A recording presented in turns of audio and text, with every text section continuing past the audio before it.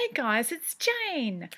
Well, I've got a little bit of a different video for you today, and it was inspired by some time I spent the other day surfing my library website. Those of you who are regular viewers of my channel know that I love my library. In fact, I'm actually a member of about 5 or 6 different libraries, and I love all of them. And I'm also an e-reader by preference, girls. So I spend a lot of time not just at the physical library but also at their websites. And the other day I was checking up on my waitlist titles because at any given moment I have at least 5 books that I'm waiting for at the library, and none of them had come through. And so I was kind of just having a look around, and I found a button on the website which said, "Try something new." And I thought, oh, I'll have a look at that and see what's in there. I'm wondering what on earth would the library recommend to me as a try something new selection. Now, I don't know if this is personalised in any way, using your borrowing history or anything, but it came up with a whole bevy of different things, some of them which were laughable, others of which actually looked quite interesting. And I've chosen 5 for you, 5 books based entirely basically on their cover. I went, oh, that looks interesting. Oh, that looks interesting. Oh, can you believe that? And I'm bringing you this list of 5. None of them by authors I've ever heard of. None of these are books that I ever heard of, but I just was attracted by their covers. So, with no further ado, here are 5 books that caught my eye when I was browsing the library the other day. Book 1, Instant, The Story of Polaroid by Christopher Bonanos. Here's the blurb. Pictures in a minute. In the 1950s, 60s and 70s, Polaroid was the hottest technology company on earth. They were an innovation machine that cranked out one irresistible product after another. It was even the company after which Steve Jobs is said to have modelled Apple, and the comparison is true. Jobs' hero, Edwin Land, Polaroid's visionary founder, turned his 1937 garage startup into a billion-dollar pop culture phenomenon. Instant, the story of Polaroid, a richly illustrated, behind-the-scenes look at the company, tells the tale of Land's extraordinary and beloved invention. And then going a little bit further, I clicked on the preview, and here is the opening lines of the book. If you're reading this, you probably know what a Polaroid picture is. Even if you weren't, I probably wouldn't have to tell you. More than 60 years after instant photography made its debut, Polaroid remains one of the most recognisable coinages on Earth. As late as 2003, the hip-hop star Andre 3000 could sing "Shake It Like a Polaroid Picture" in Outkast's mega hit "Hey Ya," and even young people did not have to ask what he meant.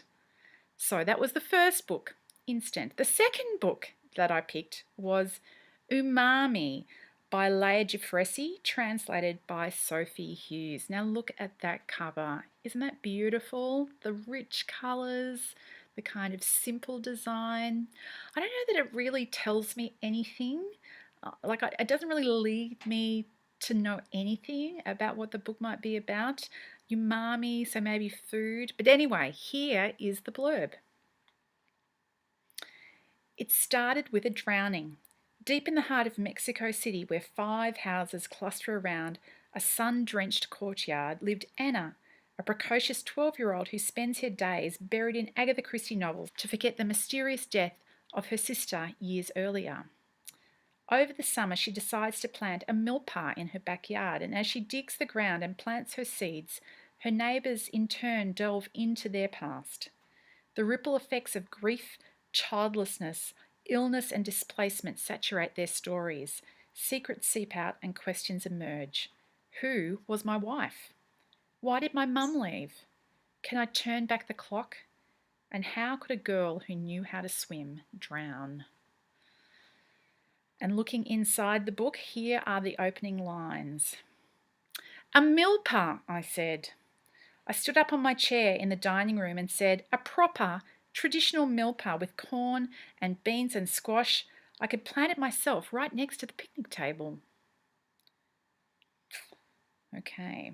The third book that I picked is The Choir Director by Carl Weber. Now look at that cover art. My word, what is going on in that picture?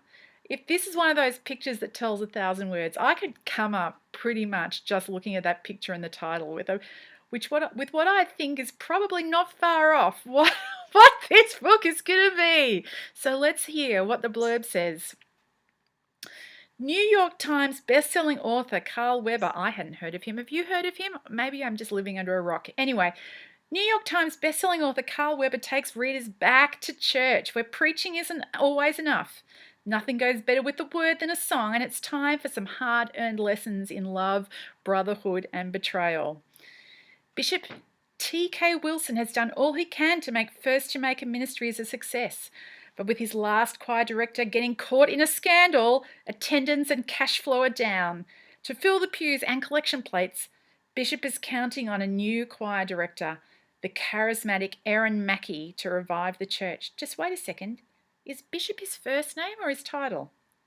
Bishop is counting on a new choir director.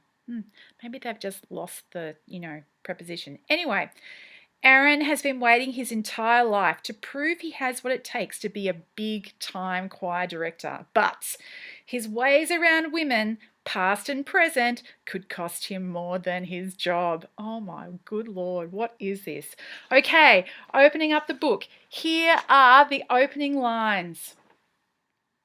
It was Father's Day at First Jamaica Ministries, the largest church in Queens, New York, and the pews were filled to capacity with those honouring the men in their lives. Bishop T.K. Wilson, the pastor of the church, was in top form as he pranced around the pulpit, preaching on what it truly means to be a father and a man in this upside-down world of ours. His sermon was so powerful and his words so inspiring that he brought grown men to tears and had some of the more animated women jumping out of their seats and fainting in the aisles. What made his sermon so special was that he tied it all into the Word of God so well that even the children had no problem understanding it. That's steamy stuff. Okay, the fourth book that I chose, You Can't Touch My Hair, and Other Things I Still Have to Explain by Phoebe Robinson. Okay, now to be honest, the cover art here isn't anything special, but that title is a bit of a killer, right? I've never heard of Phoebe Robinson, but obviously this is kind of a celeb story type book, so many other people have probably heard of her. Let's read the blurb. A hilarious and timely essay collection about race, gender, and pop culture from upcoming comedy superstar and Two Dope Queens podcaster Phoebe Robinson. Being a black woman in America means contending with old prejudices and fresh absurdities every day. Comedian Phoebe Robinson has experienced her fair share over the years. She's been unceremoniously relegated to the role of the black friend, as if she's somehow the authority on all things racial. She's been questioned about her love of U2 and Billy Joel. Isn't that white people music? And she's been called uppity for having an opinion in the workplace. She's also been followed around stores by security guards. And yes, people do ask her whether they can touch her hair all the time. Now she's ready to take these topics to the page, and she's going to make you laugh as she's doing it. Opening lines. The other day, I was thinking about the first time someone of a different race gave me a lady boner. It was more than 17 years ago, February 24, 1999 to be exact, and I was watching the Grammys. Let me give you a little bit of background about myself during this time. I was a 14-year-old movie nerd and an everything school-related slacker. I'd often refer to myself as a tomboy until I learned that liking and watching sports but not actually being good at them does not make you a tomboy. It makes you a human. Okay, the fifth and final book that I chose is this amazing cover, Beard Science by Penny Reid. Oh my wordy lordy, it's a cross stitch, it's a hipster beard. What is going on there? Here is the blurb. Make a deal with the devil and you might get what you want, but will it be what you need? Jennifer Sylvester wants one thing, and that one thing is not to be Tennessee's reigning banana cake queen. ever the perpetual good girl and obedient daughter, Jennifer is buckling under the weight of her social media celebrity, her mother's ambitions, and her father's puritanical mandates. Jennifer is officially desperate, and desperate times call for Cletus Winston.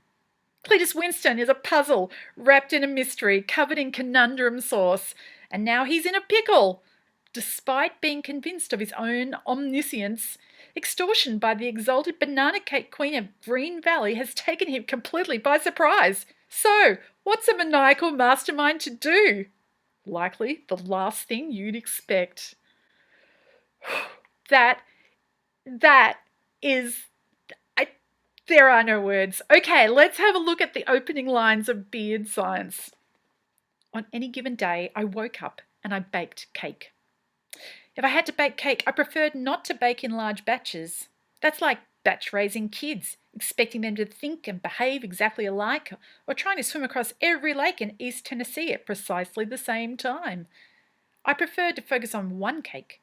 Each and every cake had its own personality. If you ignored a cake's personality, the cake would ignore you. It would be a rude, boring cake. I avoided making rude cakes. These days, I avoided making cake, period. But if I had to do it, I made great cake. Fun cake. Cake with big dreams. Difficult to ignore. Special cake. Wow, that's a lot about cake right there. All right, these are the 5 winners that I picked. Random selection from my Try Something Different pile at my library. Has anybody read any of these? I would love to hear. And of course, the second question is, do I want to read any of these? I would love people to comment below and tell me which one they think that I would enjoy. That's it. That is the whole point of this video. I hope you've enjoyed this because I certainly have. I hope you're all well, and I'll talk to you later. Bye!